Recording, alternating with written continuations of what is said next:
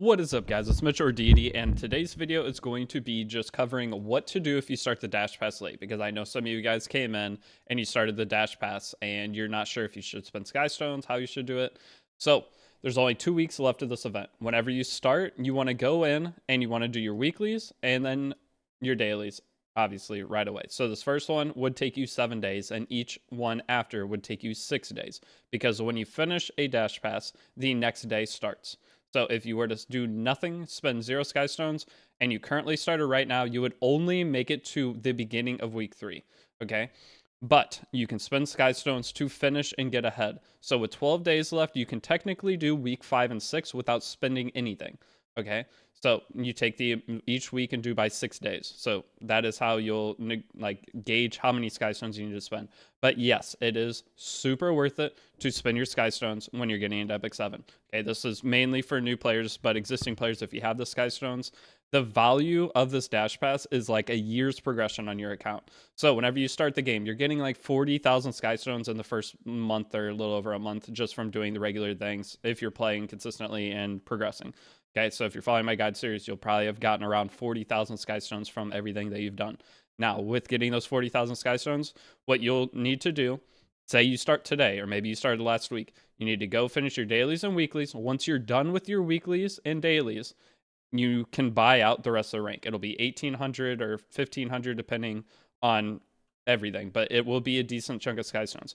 Even if you have to spend 10,000 Skystones to push forward, it is fine. Okay, so since we still have 12 days, 18 hours, then your goal is to get to week 5 right now. And then say you start a week from now and there's only 6 days left. You'll want to spend Skystones all the way up to week 6. But just say an average of 1,800 Skystones through each week. This would be 1,800, 36, 54, 72, 9,000. You would spend 9,000 Skystones. But the rewards from this will progress a new account by an entire year of progression. That is the most effective 9,000 Skystones you could ever spend on Epic 7. Okay? 9,000 Skystones isn't that much. It's not even enough for a full pity of a single character, and you're getting fully maxed out characters for it. So that is insane value overall. So if you are starting late, yes, it is worth it. And that's what I would do, is take the amount of days left, divide it by 6, and that's how many weeks you have. So say you're on week 2 with 12 days left, you'll want to do week 2, 3, and 4, get them finished up and get on to week 5. And then at the very end, you may have to spend a couple hundred Skystones to finish it out, depending on how everything goes. But it is 1,000,000,000% worth spending Skystones. So that is the idea, though. Finish this little talk up, do your weeklies every week, go and do all of this stuff, and then buy out the pass after you finish the weeklies. Yes, some of them are high stamina, so maybe if on week 4 you do not have the stamina, you don't think you'll have the stamina to finish the 5,000, then maybe you could buy that last one if you want 100 Skystones for spending 1,000 extra stamina. That's your choice if you don't think you can do it, but even burning some Skystones for stamina to achieve these, at least you get progression that way too. It is 1,000,000,000% worth buying this pass out, okay? So I just wanted to go over that. If you are new right now, also there's the Huche shop. The Huche shop, technically nothing in here is really worth buying. The Huche boxes are the only thing that mathematically you'll probably come out ahead, but as a new player, a lot of endgame players you'll see buy Mystic Medals. But if you buy the Mystic Medals, that's 800 Skystones. 800 Skystones refresh into Garo is usually an average of at least 2 Mystic Medals on top of your Covenant bookmarks. And as a new player, you want the Covenant bookmarks because you need to pull on every character. Not need to pull on every character, but you're gonna feel more inclined to pull on every single decent banner that comes out. So if we ever have a rerun like God Lily's just happened, in-game players didn't pull on that, so they didn't need the extra Skystone value for the Covenant bookmarks. That's a big reason they go for it, because the only thing in-game players need is going to be the Mystic Medals, because they're just trying to finish out and get all the Moonlight 5s they can. Okay, so that is just the basic going through this. Nothing else is really worth buying. The only other thing is Leafs. If you are a player who's following my guide and consistently spending stamina or Skystones on stamina, the Leafs are always good value, so I'm going to buy the Leafs. I always buy the Leafs when I see them. But otherwise, I would not buy anything from the shop. If you want to gamble on the Huche boxes, go ahead. That's 500 Skystones.